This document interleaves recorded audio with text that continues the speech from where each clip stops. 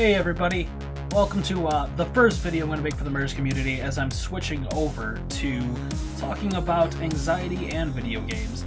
The page, I wanted it to be more about the community that I'm invested in, instead of it being about just regular life or my personal life, which is what I wanted to do before. I will update you guys, of course, on that stuff as well, but let's dive into it. Final Fantasy XIV just underwent a new expansion, okay? And the new expansion is Stormblood, which is a bunch of ninjas and awesome things, and it's cool. But how does this game relate to you and anxiety? First off, there's a lot of MMOs. We've probably all been playing them for a long, long time.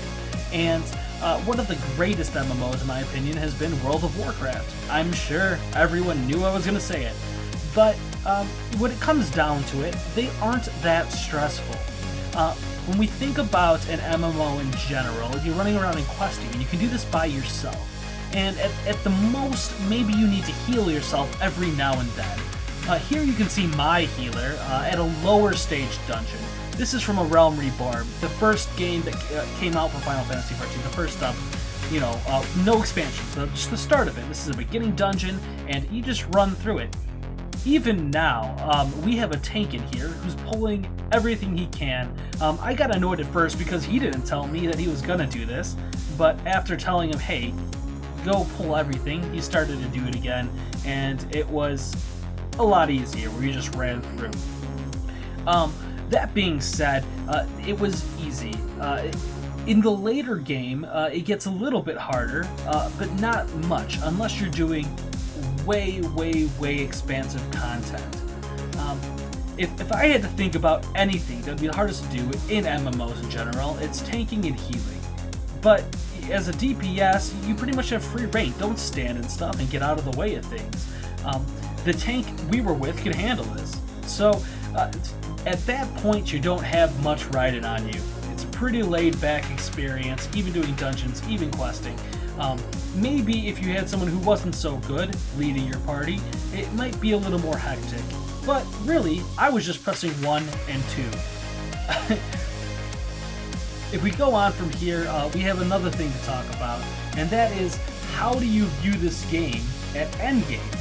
And endgame is a little bit different, because the endgame is a little more intense. Now, you have basically damage bars, or damage effects that go on the ground in this game. They basically tell you what not to stand in. And unlike World of Warcraft, they're a lot bigger, they're a lot more straightforward, but they damage you, in my opinion, way more on a regular basis. So you don't have to be doing the top content to be hurt the most. And that is a very specific thing to this game, I feel.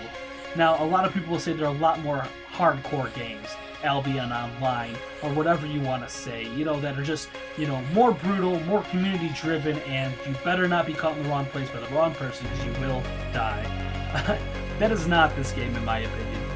In my opinion, you can just hang out, join some friends, join an FC, and have a good time.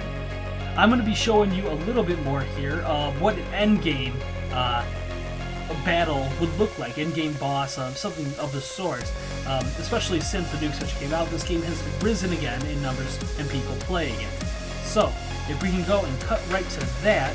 So this is more or less what endgame content looks like. And I'm sure everyone is used to seeing a raid or a raid type style gameplay. You have a number of people in a party, you have a full set of abilities you can choose from, and you have a lot going on. Now, everything besides the stuff marked on the ground is happening too, so you need to be aware of what the boss you're fighting is doing. He has special abilities, you need to be in certain locations at certain times, and that is where the stress does come in. If you want to do end play content, yeah, it is a little stressful, because, you might have people that are looking down on you, or people that are getting mad at you for dying, and with everything there's a learning curve. But honestly, if I had to give it a rating, a 1 out of 10, I would say Final Fantasy XIV Online is about a 4. It is not hard to get into, there's a lot of helpful people, and I think everyone should try it out. Thanks for tuning in, guys. I'll see you later.